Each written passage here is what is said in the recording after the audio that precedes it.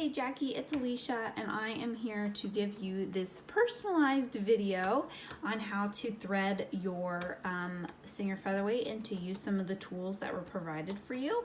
I'm really excited for you to get Helen and get started. So I'm sitting here with Clickety. This is my 39. He was out and he is my main go-to featherweight. So let's just talk a little bit about once you open up the machine, you're going to want to go ahead and put that spool pin on there. The screw should already be in the machine. You don't have to tighten this very tight, just very loosely. And then there is a piece of, there is a spool of Gutermann thread in there ready to go. So you can start with that if you want to take that out and take it for a test spin and see how she's stitching. You'll also find your thread stand in there. The thread stand goes in this top oiling point up here. Don't push it in whatever you do. It's just gonna sit up there really lightly. Pushing it in is not a good idea at all. Some of them sit all the way down in there, some of them do not. And it's okay if it doesn't. Over time it will wear in. The first thing that you're gonna do is you're gonna pull that thread off the spool and stick it up over into the eyelet there. Some of these thread stands have an eyelet on the side. But some of them have it through the middle. In this case, it goes through the middle. So you're going to go ahead and pull that thread through the middle there. You're going to lay it on this eyelet here. And then when you come down here, you're going to see these discs. You want your thread to go in between these discs, just like that. You're going to push that boot up, and you're going to have that thread go back behind here so both pieces of the string are behind this little guard. And then what we're going to do is we're going to go through this eyelet here. We're going to come down and go through this eyelet over here. And then on the front, we're going to go through this eyelet, which goes across the faceplate. And then there's another eyelet on our needle. And some of them wrap around the front of the needle. In this case, Clickety's wraps around the side of the needle. If yours wraps around the front of the needle, you're just going to come from the needle back around. And then the fun part is sticking the thread through the eye of the needle. Bear with me on that. Here we go. And underneath the presser foot. The next one is going to be the bobbin case here. So I'm going to take this bobbin case out really fast, but I'm going to show you a quick tip that I learned. You want to take, whenever you take the bobbin out of the bobbin case, snip this thread as close as you can. Don't yank the thread or the bobbin out, but snip that thread as close as you can and then just pull it out like as if it was going out through the bobbin. That is going to take a lot of the wear and tear off of this spring, which if you watched when we did Carol's machine, I'm trying to remember what we called the name of the machine, but her machine was the one that had the bobbin case issues. This will help alleviate some of those issues that could potentially pull up. So then when we thread the bobbin, we're going to go ahead and have the string coming out towards the left. We're going to sit it down in our bobbin like so, and then you're going to see this first slit here. We're going to push it up through that slit, and then we're going to listen for it to click in between the two little fingers. And then we're going to push that behind. Just make sure that you don't get the thread caught in this little flap, because you're going to open this flap up and then you're going to stick it on the bobbin assembly here on the shaft.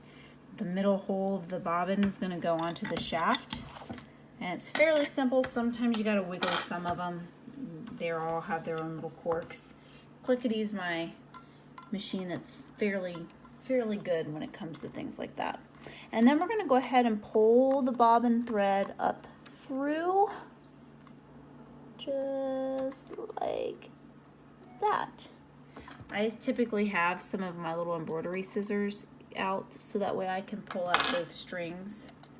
And then we are going to be good to go. Pull that out. We're good to go when it comes to starting our machine.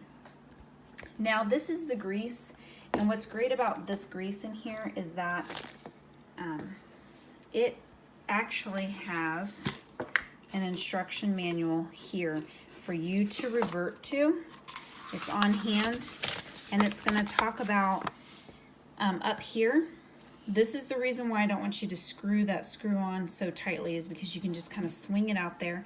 And honestly, you can put the syringe on the tip of the gear, but what I do is I put on a pair of gloves, and you want about a half a pea size, and you're just going to put it on, instead of wrapping this much grease on there, because that's a lot of grease, you're just going to put a little pea size on there, turn the wheel a quarter turn, put another little pea size, another corner turn, put a little pea size, another quarter turn, and then another little pea size, or a half a pea size. You don't need this much grease in here. That's the only thing I don't really particularly like about that, is how much grease that they put in there.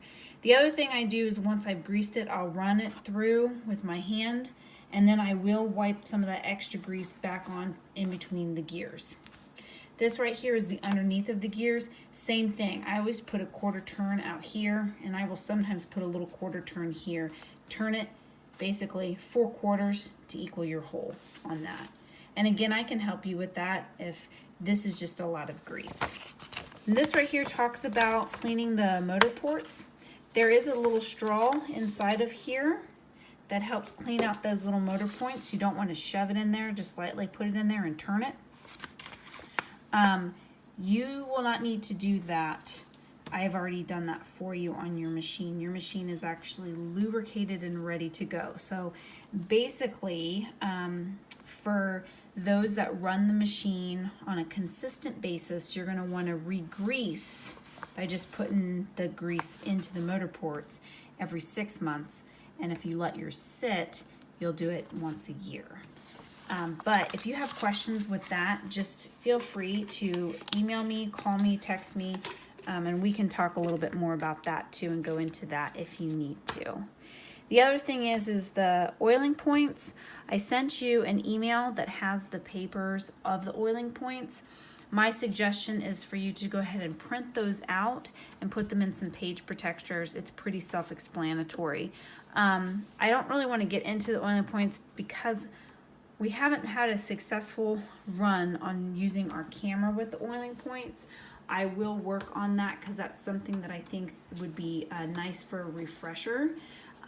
But look at that email. If that's not making sense, let me know. We'll FaceTime and we can go over that together, and we can oil your machine together to make that a little bit easier for you and something that you can feel comfortable and confident doing. So hopefully you found this video helpful. If not, let me know. We can totally tweak it, and I can answer any questions that you have. And then I'll also send you a separate video on how to use the bobbin meter, which will make that a lot easier to use as well. Have a great day, and I hope that you enjoy your featherweight. I'm really excited for you, Jackie. Let me know how it goes.